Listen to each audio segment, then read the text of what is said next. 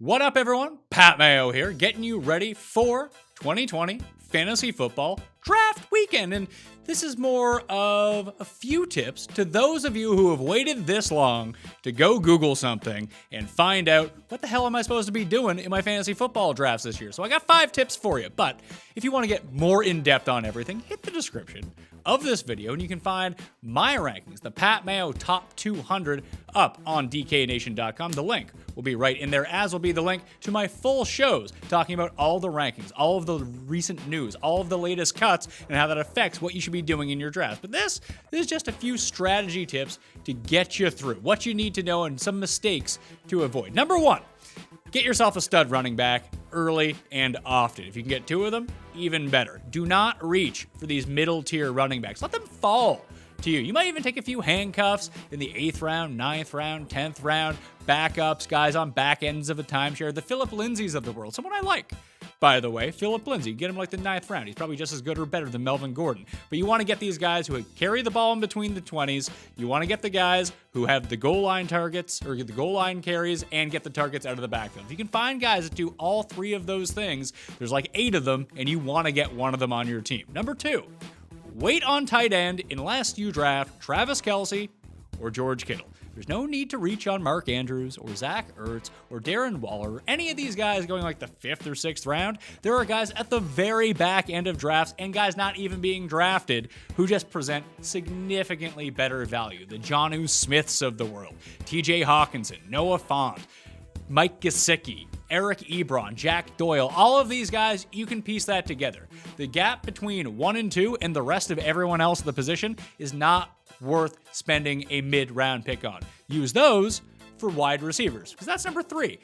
Middle tier wide receivers, like from rounds 3 to round 6, you can get some elite options in there. So instead of reaching on Mike Evans or reaching on one of these guys at the top end, yeah, you can have Michael Thomas and Devontae Adams and Julio Jones. Those guys are great. Nothing bad to say about them. But that next tier down of wide receiver, like Kenny Golladay, I have at number 5 overall at wide receiver. You can get him in the 3rd round. Like, just wait till the 3rd round. You can get a wide receiver 1 down there. Allen Robinson's another. There's a collection of 3 guys, maybe 4, that you really want to target between round 3 and round 7. You get 2 of these guys, good. You get 3 of these guys, that's your wide receiving core, especially if you paired them up with that elite running back and that elite tight end.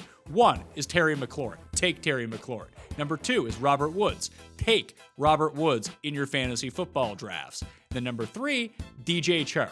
2 of those 3 going to be amazing. Keenan Allen also is just being completely disrespected in fantasy drafts this season. He is another target in those mid-round receivers that you want to go get.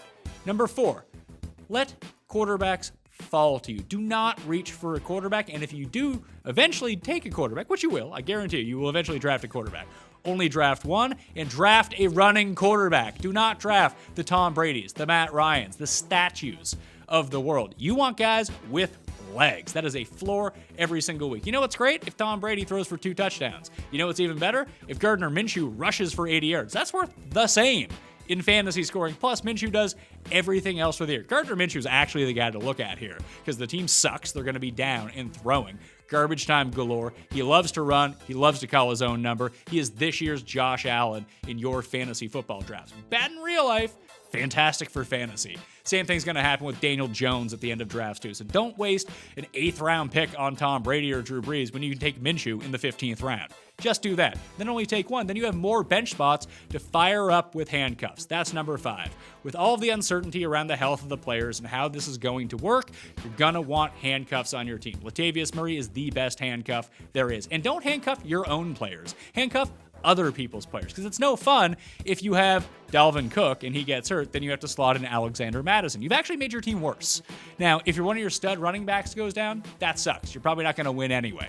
But replacing him with someone who's 80% that isn't all that great because you're replacing a running back 1. However, if I have Alexander Madison and you have Dalvin Cook, nothing has actually happened to my team besides I have a guy I can start now from my bench. My team has gotten better, not worse, because of the injury. That is the upside type of move you want to play this year, especially in fantasy football. You can get all of these guys super late. Darrell Williams in Kansas City. Latavius Murray, probably my favorite in New Orleans. Alexander Madison. Tony Pollard. There are so many to go through that you can take a pick of 7 or 8 of them. The thing that you want to hammer down on with handcuffs, and because this works at running back and not any other position, this is why it's so valuable, is that if something happens to the starter, will this guy just step into this role and see the same workload? You can say that, again, for like 8 or 9 guys in the NFL. Those are the guys you want to target, not guys on the back end of a committee if the starter gets hurt. You don't want those guys. Throw them to the side. You want the for sure starters when all of this happens. Anyway, those are my tips. If you haven't done any research, check out my rankings on dkplaybook.com and go over to the Mayo Media Network for full episodes of the Pat Mayo Experience, which you can find also up on Apple Podcasts and wherever you download your audio. Good luck. I'm Pat Mayo.